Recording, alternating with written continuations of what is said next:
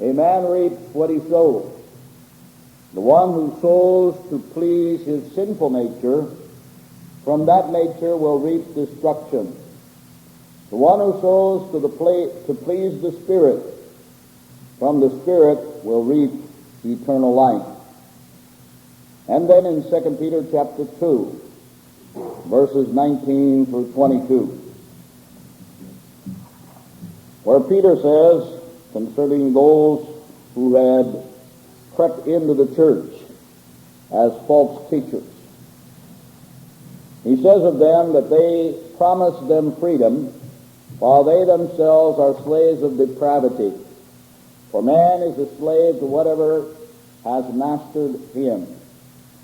If they have escaped the corruption of the world by knowing our Lord and Savior Jesus Christ, and again are entangled in it and overcome, they are worse off at the end than they were at the beginning. It would have been better for them not to have known the way of righteousness than to have known it and then to turn their backs on the sacred commandment that was passed on to them. Of them, the Proverbs are true.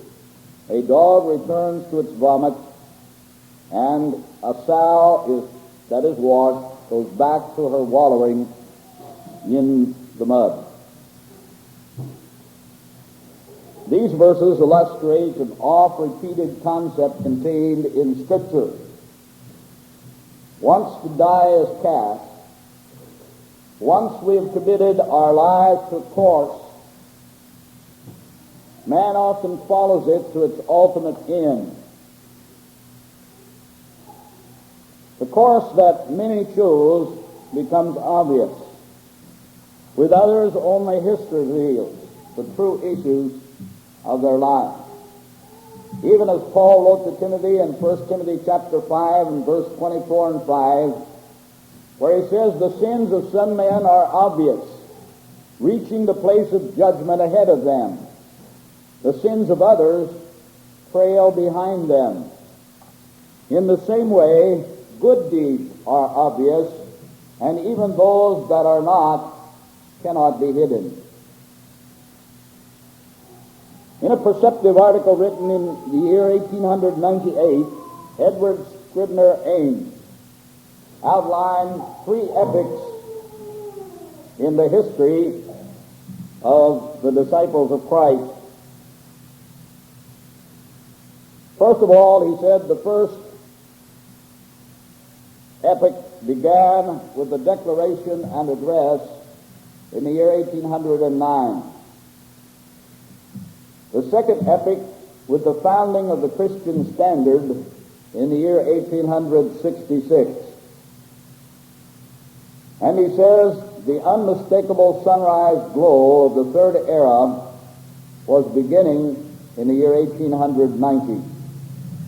And here he was referring to the development of the interest in higher education and biblical criticism. In other words, he's saying these marked high-water marks or points in the history of the church. The first of those beginning with the Declaration Address and then the arrival of the Christian Standard after the close of the Civil War, and then the rise of modernism or liberalism within the movement in the year 1890.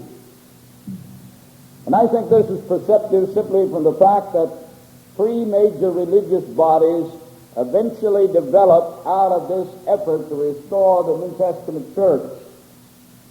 The first of these, the General Assembly of the Christian Church, or Disciples of Christ, as it is known today. Now, not first in order, but we list it first because we're going to talk about it first tonight. The General Assembly of the Christian Church, Disciples of Christ. The second, the Christian Church, Churches of Christ. And normally these people speak of themselves in that way, kind of a hyphenated designation. Some calling themselves Christian churches, others calling themselves Churches of Christ, and collectively they often refer to themselves as the Christian Church, Churches of Christ. Edward Harrell says in his book on the source of division among the disciples of Christ, he calls this group the North American Convention of Christian Churches, using, of course, the fact that the North American Christian Convention, which began in 1927, has continued to be kind of the rallying point for these churches, although they lack the denominational organization that the General Assembly of the Christian Church has today. At one time it was called the International Convention of the Disciples of Christ, but today the term that they use now is the General Assembly of the Christian Church. In the year 1866 marked the end of the first of these epochs and the beginning of the second.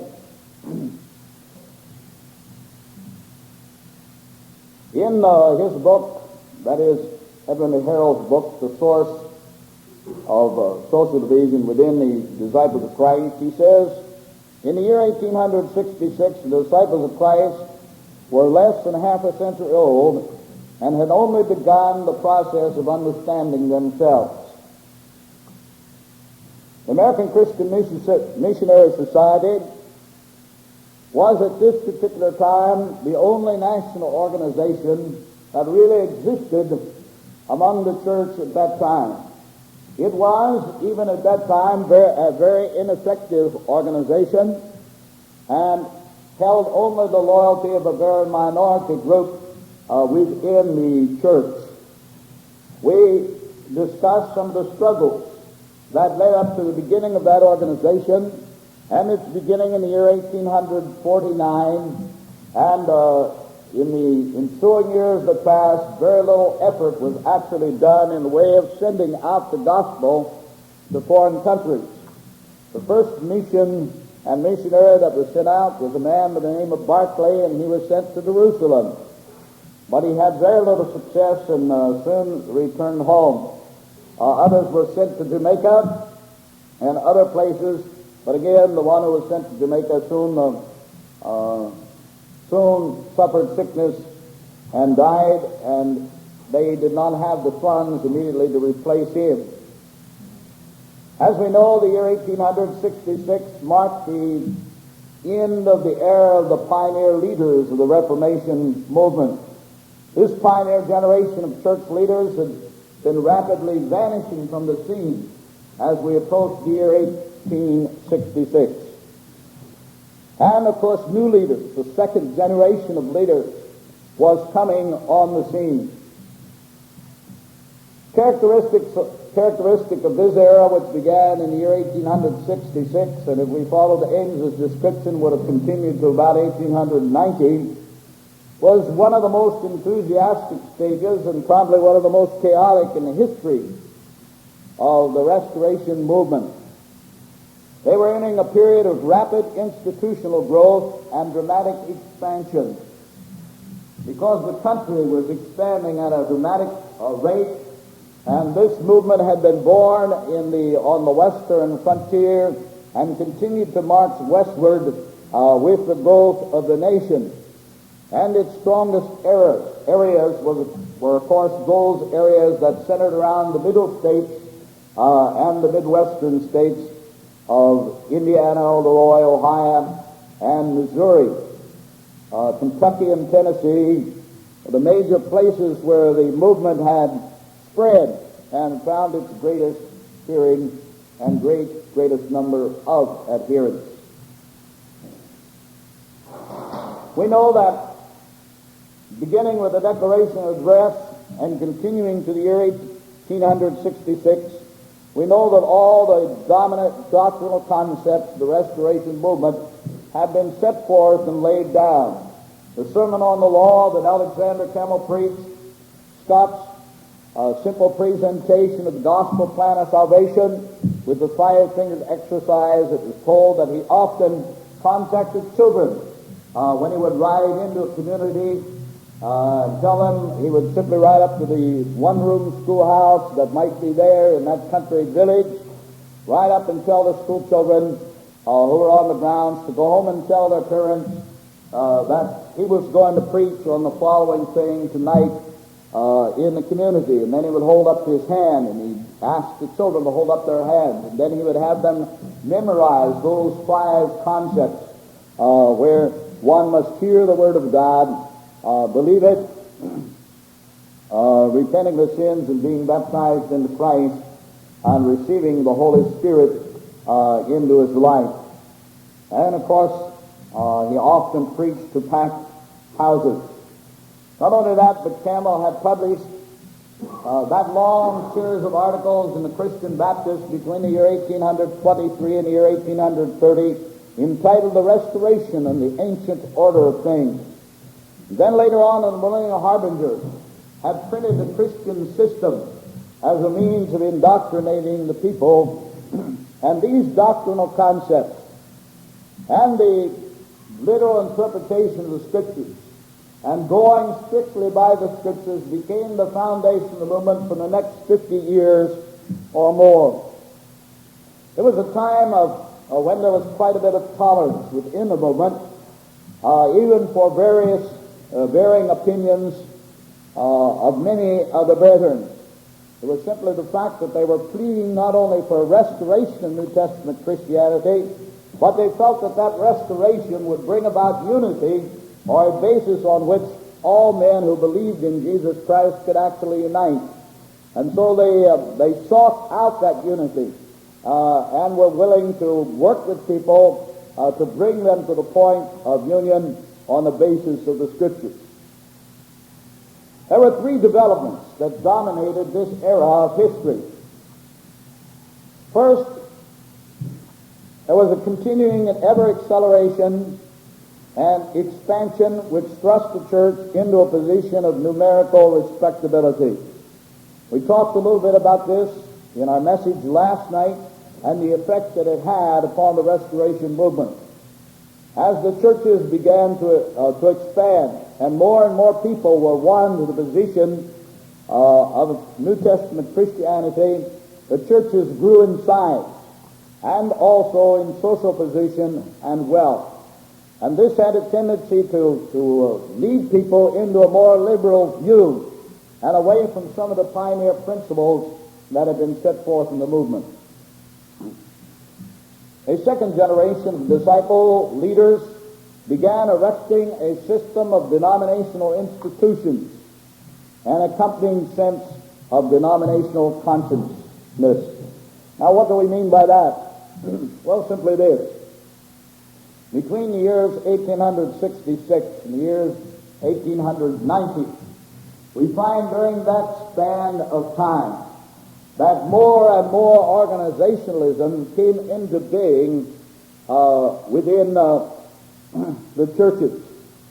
Organizations on a national level that not only dealt with the missionary effort of the church or the effort to expand the gospel, but also that which would be responsible for benevolent work within the church and other areas that we'll discuss in just a few minutes.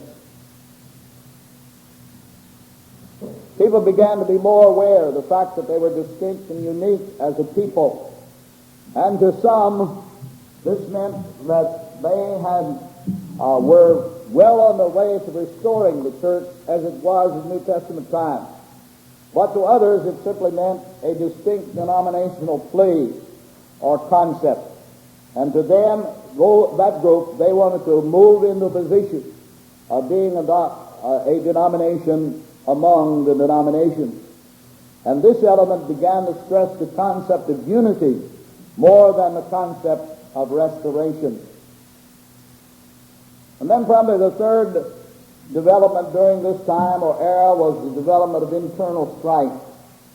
Up until the year 1866, we had that just beginning, as we saw in the effects of slavery, and then the Civil War upon the church, and the divisiveness that this brought in sectionalizing the church north and south. But as you pass the closing years of the Civil War and that magic year of 1866, we begin to see the development of other controversial issues. The Missionary Society, which had been fairly weak, and ineffective now began to gain strength and importance within an element of the movement. On the other hand, those who had always been opposed to that organizationalism and the missionary society became more vocal in their opposition to it. And then, of course, you had the instrumental music question that arose. And as more and more instruments were introduced among the churches, those who were opposed to that became more vocal and outwardly speaking concerning division. Growth in general brought about a divisive mind within the church, and this in turn brought tension, debate, and division. One open split is assigned to the very end of this period, the year 1889, and another was just beginning as the next era rolled around. In the 1906 census, seizing differences that had been present before the Civil War erupted violently in the post-war era. And this led, of course, to the break of those which were known as the Churches of Christ, separating themselves from the majority of the movement and being listed separate in the United States Census of 1906. In 1868, at almost the very beginning of this second era, Benjamin Franklin wrote, "We grant that we have the elements among us to produce division, but they have not the machinery to do it." The 1906 census, however, listed the Churches of Christ separately with a membership of 159,658. This was a belated recognition of the fact that division had already taken place and was already present. At the end of the century, around the year 1900, we have all the elements present within the balance of the movement then, which led to the establishment of what one historian, A.T. de Groot, wrote as Church of Christ number 2.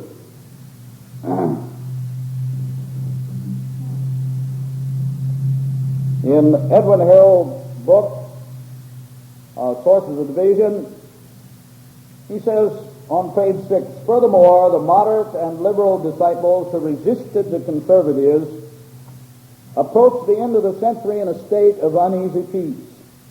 By 1900, disciples spanned from the extreme conservatives to the sophisticated spokesmen in the mainstream of liberal American Protestantism."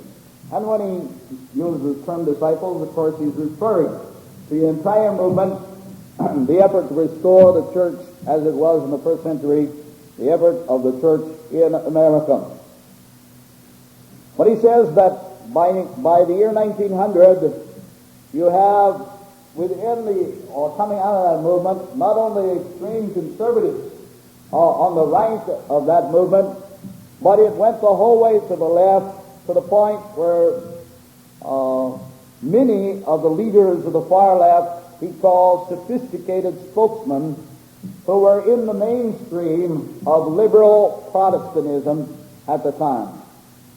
They would have found they would have been just as at home in any of the major denominations of the day. Stephen J. Corey writes concerning the period that began around this 1890 and continued into the 20th century as a period he called 50 years of attack and controversy upon the organizations which then were controlled by the liberal element within the Christian church. On the other hand, his book was replied to by one who took the position of the independents, Edwin V. Hayden, as 50 years of digression and disturbance. As you can see from the standpoint of Stephen J. Corey, who at the time that he wrote the book had been a president of the College of the Bible in Lexington, Transylvania University. And from his standpoint, he tried to throw all of the blame upon those who wanted to maintain independence of the organizations that had been established during the latter era. And so he called this attack and controversy that had been brought about primarily. His blame, or total blame, went to the Christian Standard as a promoter of this controversy and as the one who had launched the attacks. Hayden, on the other hand, said that the attacks came and the controversy was because of the digressiveness of the disciples' element.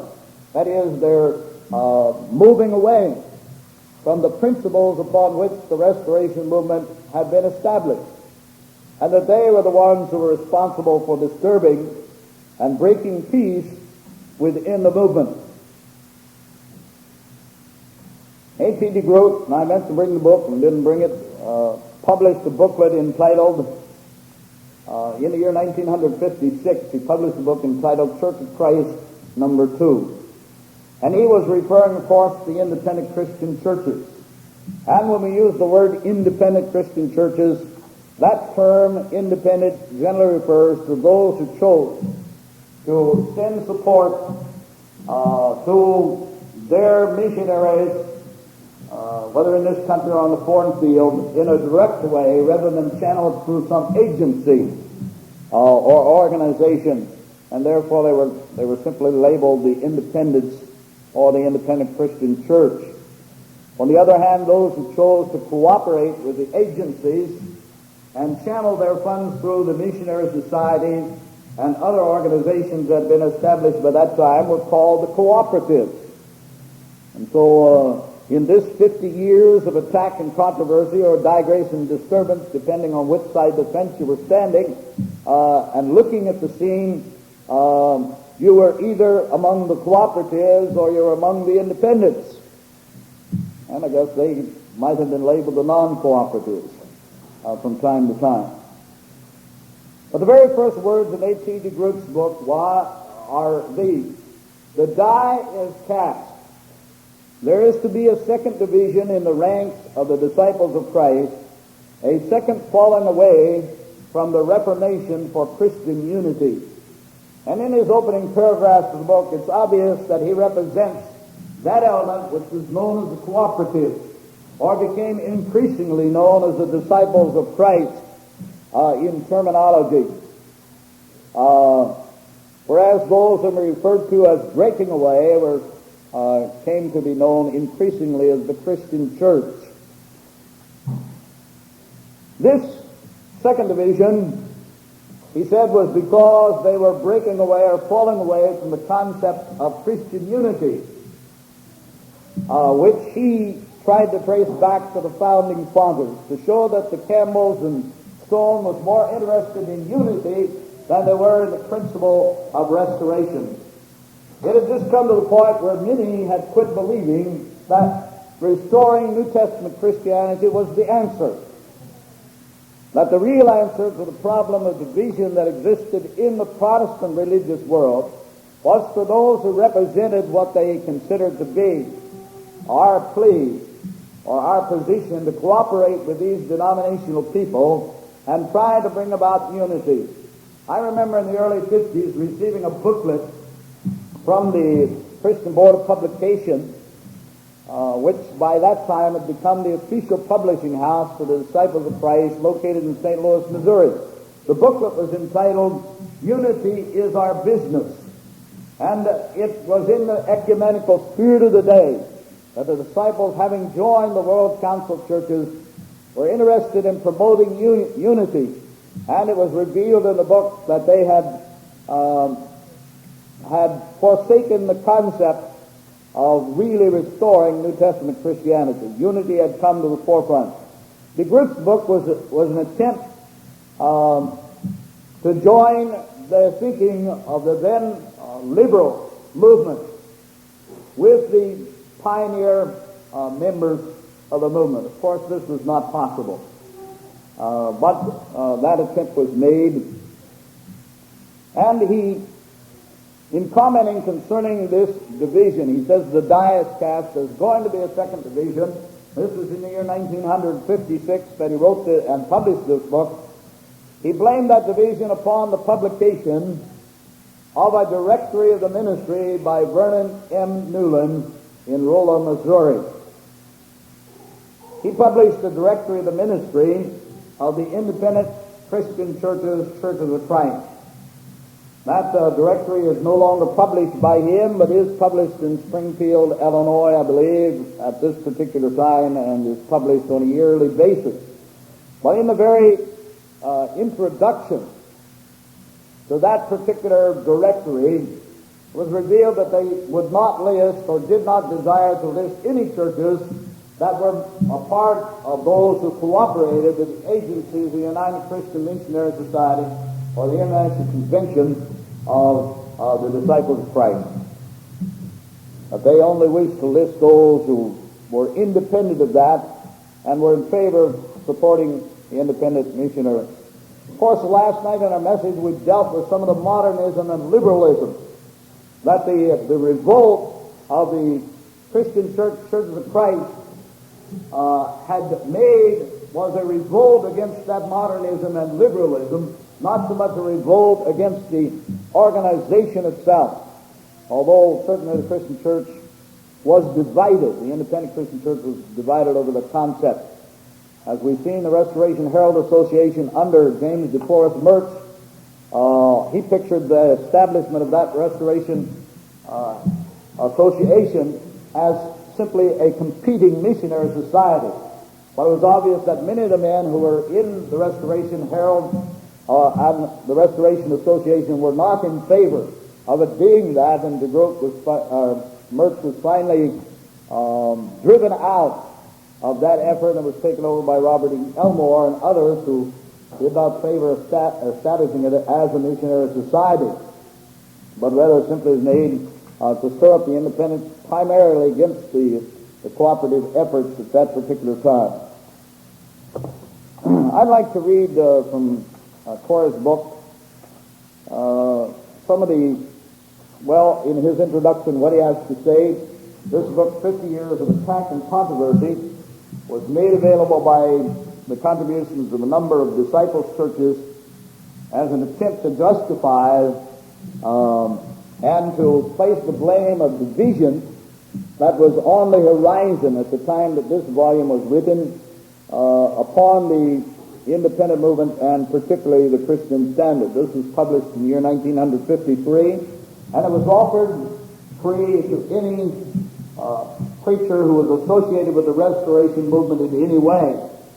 I sent for a copy of the book at the time, received one, loaned it out, and lost it, and just the week before I came here for this series of meetings was able to secure another copy by going to the Historical Society in Nashville, Tennessee. He says, this schism now expressed itself in separate conventions, separate youth meetings, separate missionary support, a separate group of schools, distinctive periodicals, and a separate doctrinal plea. In the latter, the almost total emphasis is not so much on Christian unity, either among the other Christian forces of the world or among ourselves. Rather, it is on the restoration of primitive Christianity. So it's obvious what Corey is saying at the introduction to his book.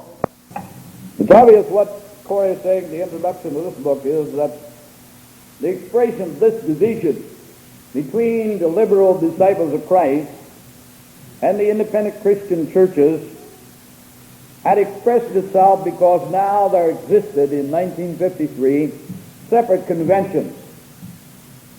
The disciples, the International Convention, and in the independent Christian church, the North American Christian Convention from the year 1927 on. He says separate youth meetings, and of course the sending out of separate missionaries supported in different ways, and separate groups of schools. We'll talk about those in a little while.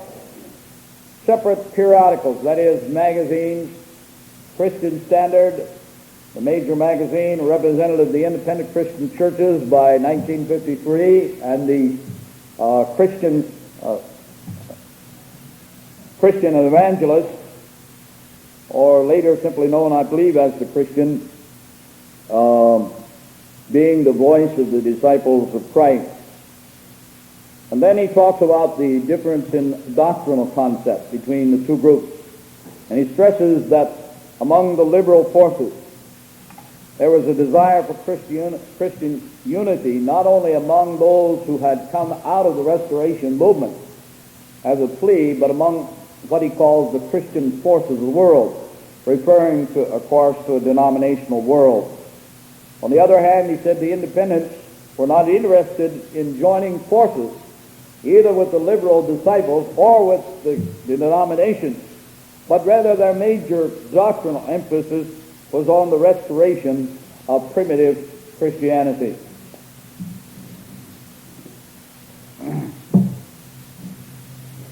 The disciples of Christ, of course, was an outgrowth of two things. First of all, it followed closely the growth of organizationalism within the Lord's church in this period, the second era that we're talking about, between the years 1866 and the year 1890 or 1900. And secondly, it was built upon the new liberal thinking that began around the year 1875, based on the concept of the higher education, upgrading of the ministry to the new doctrinal positions and teachings of modernistic and liberal theology. In the year 1852, and I would like to share a quote from James DeForest Mert's book, Christians Only, with regard to the action of the General Convention of the Church at this particular time.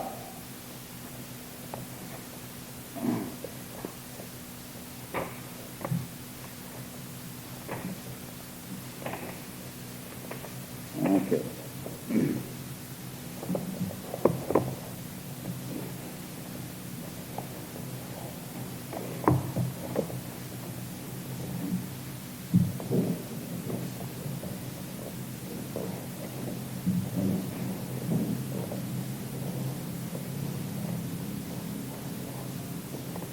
He says the General Convention in 1852, largely on Burnett's advice and with little understanding of the action, established the American Christian Publishing Society. The society immediately took over from Jethro Jackson the Age, the Gospel Age, and what was called the New Sunday School Journal. All his books, tracts, stereotype plates, and the right to publish. Offices were set up in Cincinnati and were well stocked with religious books and the works of the American Tract Society. The publication of a history of Dr. Barclay's Jerusalem mission was announced, and an elaborate publishing program was undertaken. The Millennial Harbinger announced the new venture in June of 1853 in its issue, but accompanied it with a stinging editorial critique on the publication house of the Brethren, signed by A.W.C., who probably was Archibald W. Campbell, one of the co-editors of the Millennial Harbinger. The editor called attention to the frequent changes in ownership and the policy of the age, and branded the whole project as an ill-timed experiment. In June 1854, the Harbinger accused the American Christian Publication Society of misappropriating the funds of the Missionary Society in some way, virtual bankruptcy, and perverting their sacred trust. While the convention appointed a committee to investigate the charges and gave the American Christian Publication Society a clean bill, the Publication Society never recovered from the attacks emanating from Bethany, and so it eventually died. Between the years 1856 and 1868, there was diminishing support coming from the churches for the American Christian Missionary Society that had been established in 1849, and so funds were very sorely needed. But the reason that funds were being cut off was many of the churches simply did not favor the existence of the society and its present organization. and especially the money base on which it had been established and built. As you remember from previous messages, we talked about the fact that they had life memberships that sold for $100 and so forth down the line. Life directors being $100, life members 10, I think it was. And so there was an attempt in 1869 to modify the organization of the Missionary Society, which was called the Louisville Plan. There was a committee appointed, and they went to work trying to bring about a better existing organization to save the life of the Missionary Society itself. But the Louisville Plan called for a very complicated system of organization, and surprisingly, some of the brethren thought that this was the answer. Among them was even Benjamin Franklin at the time. But no sooner had the Louisville Plan been made known that they began to recognize that it was more of an octopus organizationally than it had been previously. And hence the Louisville Plan immediately began to be modified. Between the year 1869 and 1875, there were numerous attempts to save the society. Modification of the Louisville Plan, and then the final death of the plan itself. Financial crisis, again, by 1874 had gripped the Missionary Society, and as we've already seen formerly, McGarvey said that the thing was going to die, or was good as dead. But W.K. Pendleton had been called on previously to defend the society, and now in 1874 was called before the International Convention to speak in defense of the society. And basically, he brought about a defense and a renewal of the efforts to preserve the society among the churches. In the year 1874, Carolyn Neville Pierce, a woman of Iowa City, Iowa, had the idea that the ladies of the church ought to be organized into some sort of missionary board. Isaac Garrett happened to be visiting Iowa City, and she revealed her concept or plan to Isaac Garrett. And he decided that was a good idea, and therefore sent forth a call through the pages of the Christian Standard for a mass meeting of the women at the convention that was to be held in Cincinnati in October 1874. And at that meeting was organized the Christian Women's Board of Missions. And this spread like wildfire through many of the churches of the Restoration movement. Women's missionary societies were organized on a local basis, and it was actually the women that saved the society from death, as they become the backbone of the fundraisers through having socials or fairs or other means of raising money and sending it off to support the Missionary Society and the newly formed Christian Women's Board of Missions. At the same convention, one of the speakers got up and stressed the need for more efforts in foreign evangelism. Up until this time, very little, as we said, had actually been done simply because it didn't have the money to actually send anyone out. But now there was emphasis laid upon that. In the year 1875 was formed what was known as the Foreign Christian Missionary Society. Now they had an American Missionary Society to take care of the efforts of spreading the gospel here in this country, and now a Foreign Missionary Society to send men overseas. This organization was proposed in 1874 by Joseph King in an address on foreign missions. And then at the Louisville Convention of 1875, the organization was formed. Isaac Garrett was elected as its president. W.T. Moore was later sent to England. J.S. Lamar, Jacob Burnett were vice presidents. And B.B. Tyler was corresponding secretary. He later wrote a book on the history of the disciples, which was republished by the college press several years ago. Between the years 1875 and 1920, a number of other organizations were begun. We have three now: the Christian Missionary Society, the American Christian Missionary Society, the Foreign Missionary Society, and we have the Christian Women's Board of Missions. And now in the year 1886 came into being what was known as the National Benevolence Association. The object of this association was the establishment of orphanages and homes for the old folks among the churches. In the year 1888, a board of church extension was formed. This was a means whereby money would be pooled and then loaned to churches for the purpose of expansion, building, or establishing. In the year 1895, a board of ministerial relief was established. This later became known in 1928 as the pension plan. This was to take care of the preachers when they got old, to see that they had some kind of funds to take care of their needs. This was on a contributive basis. In 1909, the Christian Board of Publications came into being through a donative grant in which the publishing house in St. Louis was purchased and given to the disciples as an official publishing house. In 1912, the General Convention took on the name the International Convention of the Disciples of Christ.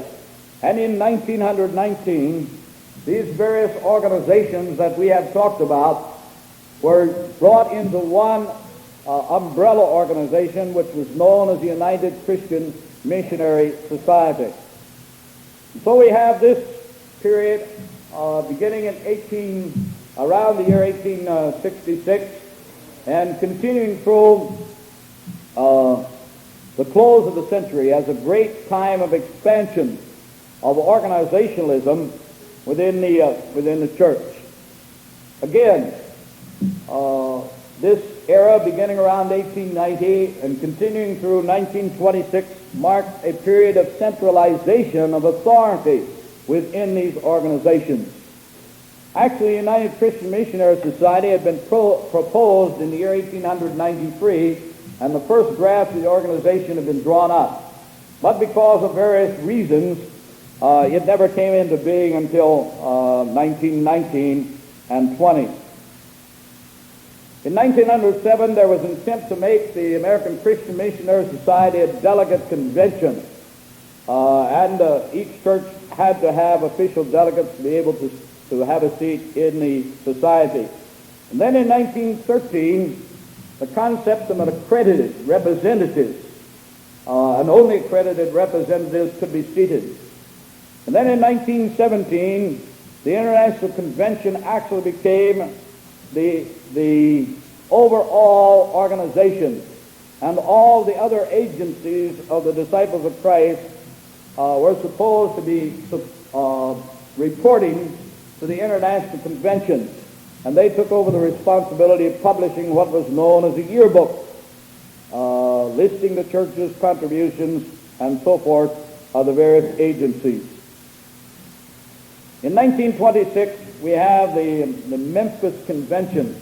All of this time, of course, there was a great deal of opposition because of the centralization of authority and the gaining of control of that authority by the most liberal-minded men within the movement and those who had espoused modernistic teaching and doctrine.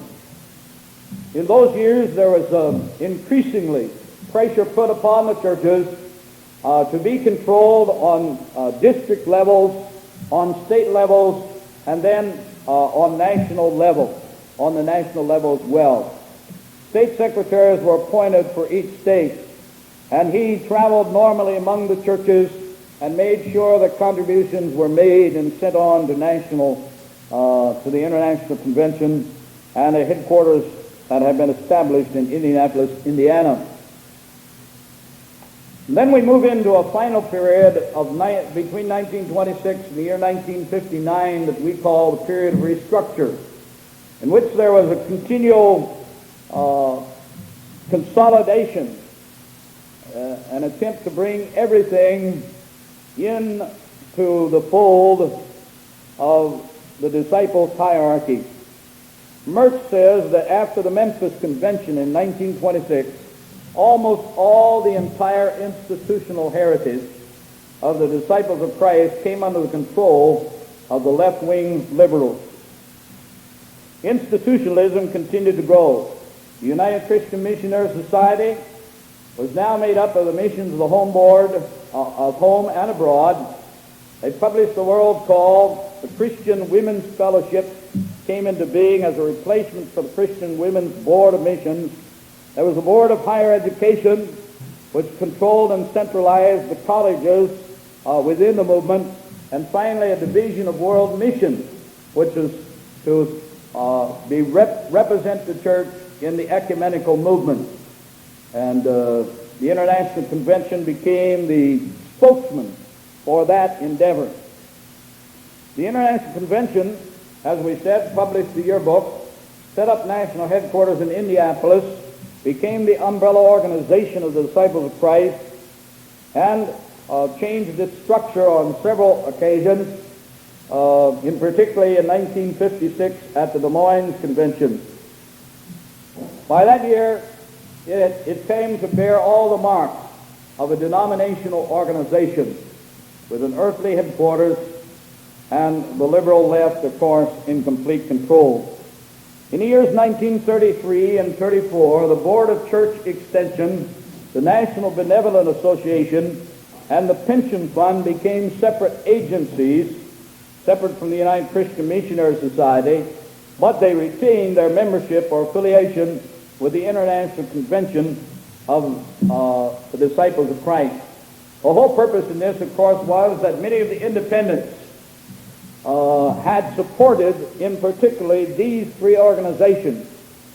But in 1935, a new move, already in the wind in 33, came into existence, and that was called United Promotion, just like Red Feather United Fund. It was an attempt, instead of having all these agencies asking independently the churches to support their particular agency, it would all come under one united fund, one appeal for money, and then it would be distributed to the agencies by this particular agency itself.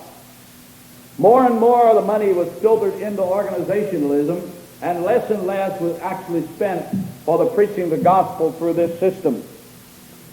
Today there are 11 major agencies and more than 20 total agencies in the organization of the International Assembly of Christian Churches. The restructuring finally took place beginning with the Denver Convention in the year 1959, which called for stronger state organization and control, and a national minister, or one man to head up the entire church structure.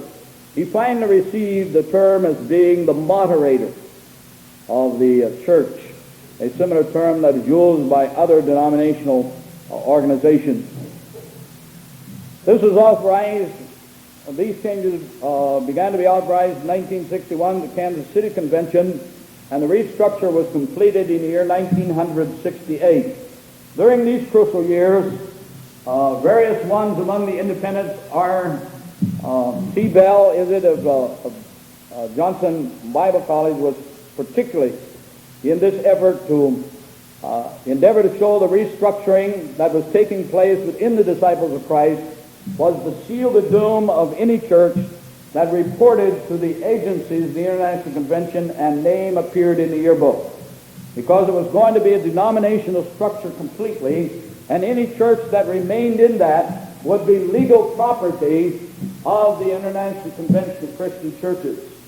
And so there was an endeavor to get many churches to remove their names from the yearbook before the final restructuring had taken place. And this, of course, was done. And so this really led to a permanent division. There had been 50 years in which many had vainly tried to overthrow the liberal element and take control of the organizations that had developed over the second era, but they could not do that. It was impossibility.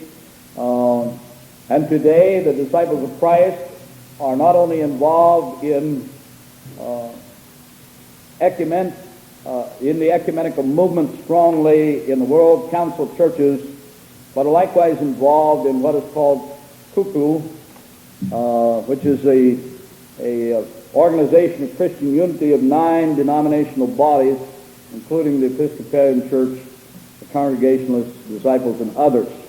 They jointly publish their literature now for church schools and so forth, as an interdenominational effort, as a first step in forming a large body composed of these 9 denominations. The theology of the disciples is completely liberal. They are ecumenically minded. They are a full-fledged denomination and consider themselves a denomination in the denominational world. And as far as the conduct of life, they are a very worldly organization. In fact, almost a complete departure, totally from the principles of the Restoration movement that we have studied. And this took off 1.5 million people into that element of the liberal left.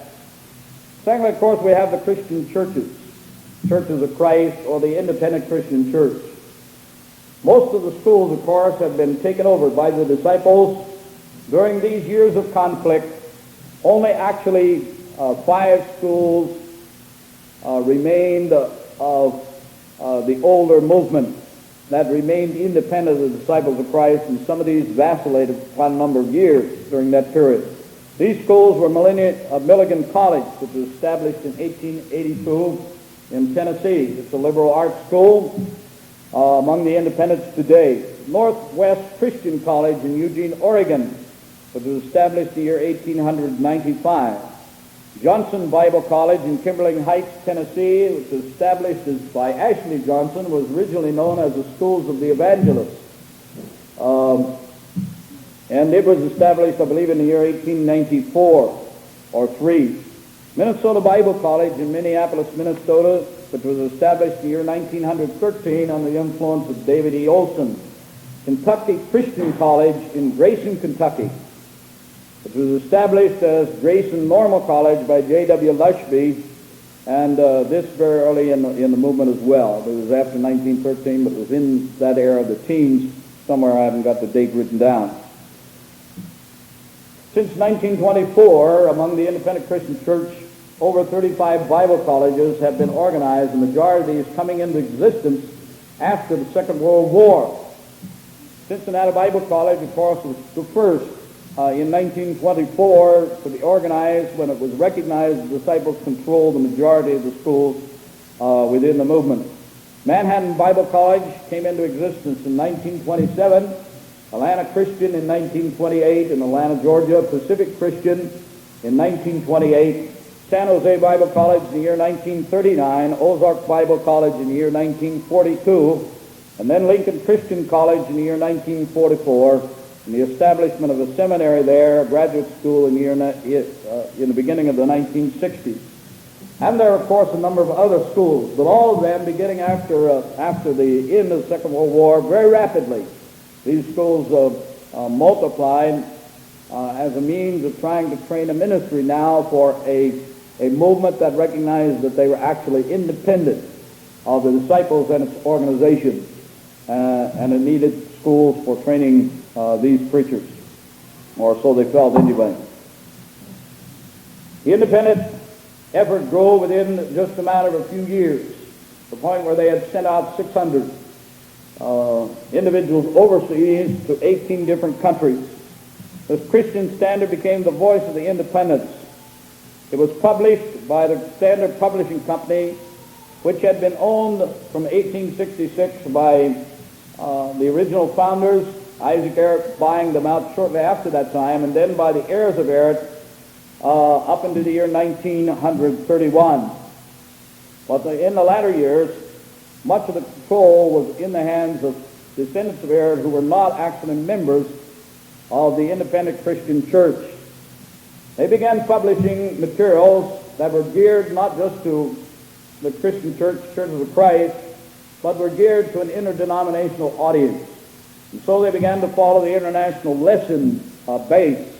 And this was used for years, and today the Standard Publishing Company is one of the largest publishing companies in America, publishing religious materials, and they publish it for many denominational bodies.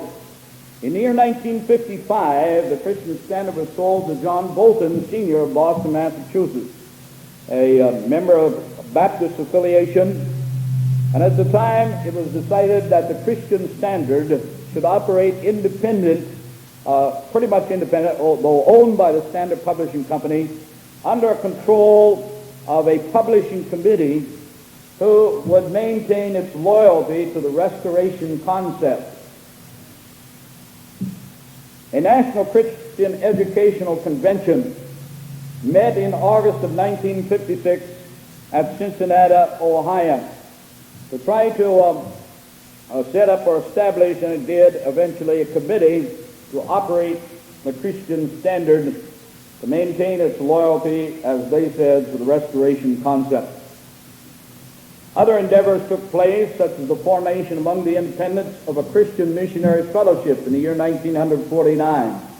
But it was soon learned that the liberals were in control of this as they applied the following year for membership in the International Convention. The Christian Standard opposed this particular move. We mentioned the North American Christian Convention as a preaching type convention. It would seem by 1927 and onward that the independents were tired of fighting the battles and the conflict with the disciples' element. They decided they would have a convention that would have no conflict. They weren't going to pass any resolutions, form any large or elaborate organizations. The third element that came out of this, or divided, of course, was the first. That which divided in 1906 over the question of missionary organization and the use of instrumental music and the liberal theology of the disciples. Not only were they listed separately in the U.S. Census in 1906, but as we said, they had about 159,000 members in 2,649 churches. But by 1960, the Churches of Christ numbered 16,500 churches with over 2 million members. It became and was for a period of time the largest or fastest growing religious body in America. Today they rank second in growth in America behind the Mormons in recent years. But they had their share of divisions. From 1900 on, there were those who, first of all, beginning about the year 1890 and entering into the 1900s, those who objected to the establishment of Sunday school organizations. They said the church is the only organization we read about in the Bible. Not only did they object to the Sunday school organization, they objected to the universal or the international lesson leagues that were being brought into the church at the time. In fact, they rejected then all outside literature and said we need to just study from the Bible alone. Then they said that the church oughtn't to be divided, and so they took the position that there should be no Bible classes, not only no Sunday school organization, but no Bible classes and no women teachers.